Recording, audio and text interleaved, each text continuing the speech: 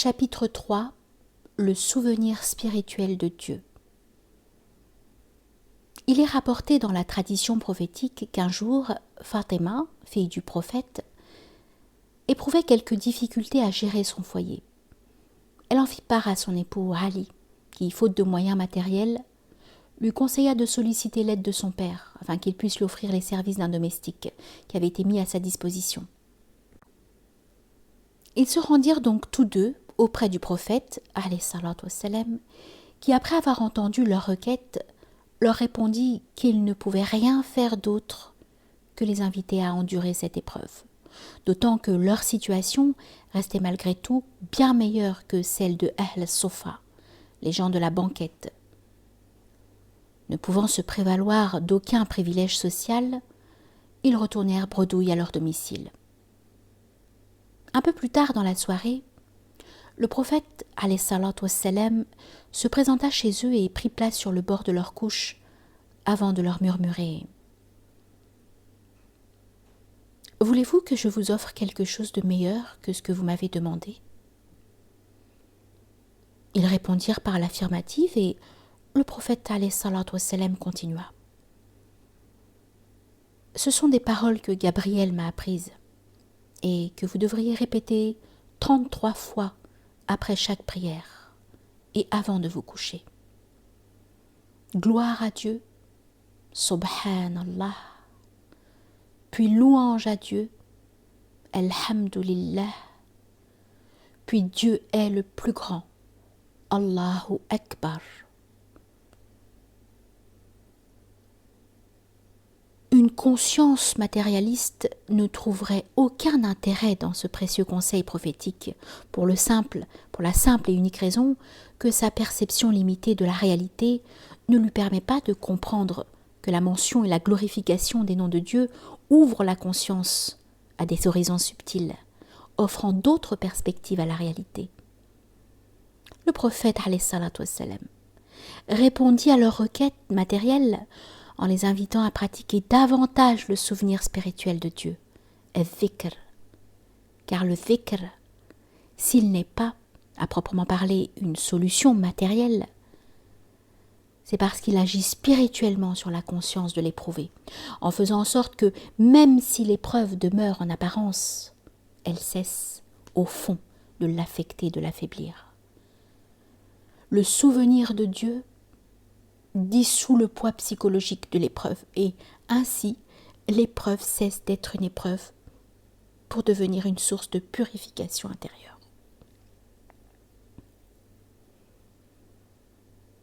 Le rappel du divin détache le cœur humain de l'épreuve qu'il subit et dissipe les appréhensions humaines liées à la vie matérielle.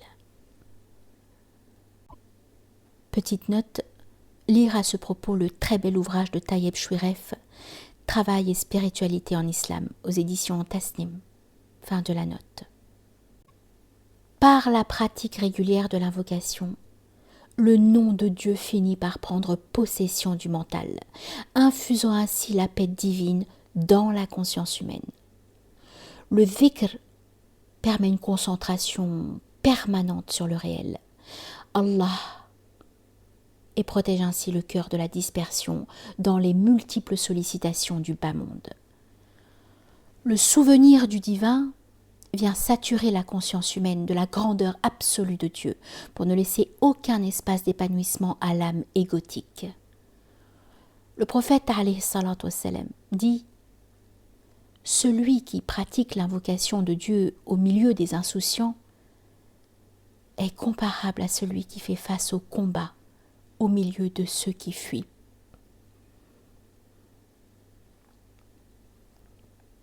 Le dhikr maintient la conscience du croyant dans un état de lucidité spirituelle qui lui permet de faire face aux assauts persistants de son âme.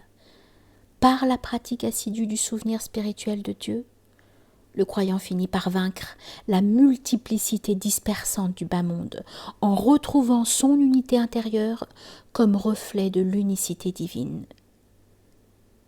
Le tawhid ne consiste pas en une connaissance mentale de la aqida ou des concepts de la théologie, mais en une réalisation spirituelle de l'unicité de Dieu comme source d'harmonie intérieure.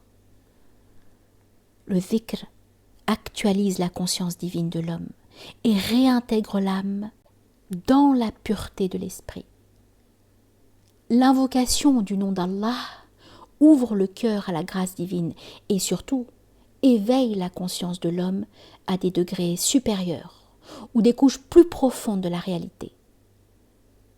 Elle permet de dissoudre le marécage mental, fait d'images de ce monde de dispersion et d'inclinaison de l'ego qui tente constamment à réduire la conscience au degré le plus bas de la réalité, c'est-à-dire celui des apparences éphémères.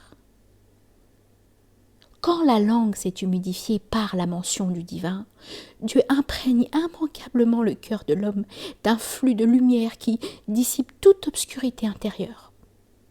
Dans cette ambiance spirituelle intérieure, imprégnée de la majesté divine, l'homme se conforme intégralement à sa nature primordiale, faite à l'image de Dieu. Le dhikr éveille le cœur à la présence d'Allah et le met ainsi dans un état de réceptivité qui le dispose à accueillir pleinement son indicible sagesse. Dieu n'est accessible qu'à celui qui s'est dépouillé de sa conscience égotique. Le Créateur, n'ayant point d'associé, ne cohabite pas avec l'ego de l'homme. C'est de l'extinction de l'ego que jaillit la source inépuisable du divin. Aussi, faut-il conduire les obsèques de l'âme égotique après lui avoir fait porter le linceul du dhikr. Ainsi, regagnera-t-elle la pureté de l'horizon intérieur. Dans l'état d'insouciance, Rafla, l'homme devient le jouet de son âme et des illusions de la vie. Ce n'est que par le souvenir permanent du Créateur que l'homme parvient à recollectionner son être, à retrouver son unité primordiale comme miroir de la paix éternelle. Le souvenir de Dieu permet de déchirer le voile de l'ego qui dissimule l'esprit afin de régénérer spirituellement l'âme. Car dans son état chaotique, l'âme est semblable à un matériau vil, à l'instar du plomb. Le dhikr, pour reprendre un symbolisme alchimique largement employé dans la tradition mystique, est la pierre philosophale au contact de laquelle le plomb psychique de l'âme est transmué en or spirituel. Autrement dit, les attributs égotiques de l'âme subissent une transmutation en qualité divine par l'alchimie du souvenir d'Allah. L'âme humaine contient virtuellement les noms et attributs divins qui s'actualisent par le dhikr. Dieu dit « Il a enseigné à Adam tous les noms. » Sourate 2, verset 31.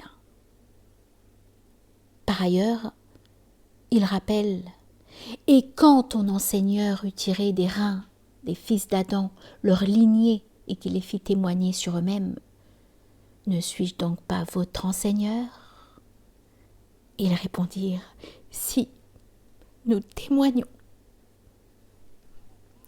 L'âme porte dans sa substance adamique sa fitra, l'empreinte de cette affirmation ou de ce témoignage. Elle contient les graines divines que le dhikr réveillera, faisant ainsi de l'âme un reflet du jardin édénique. Merci.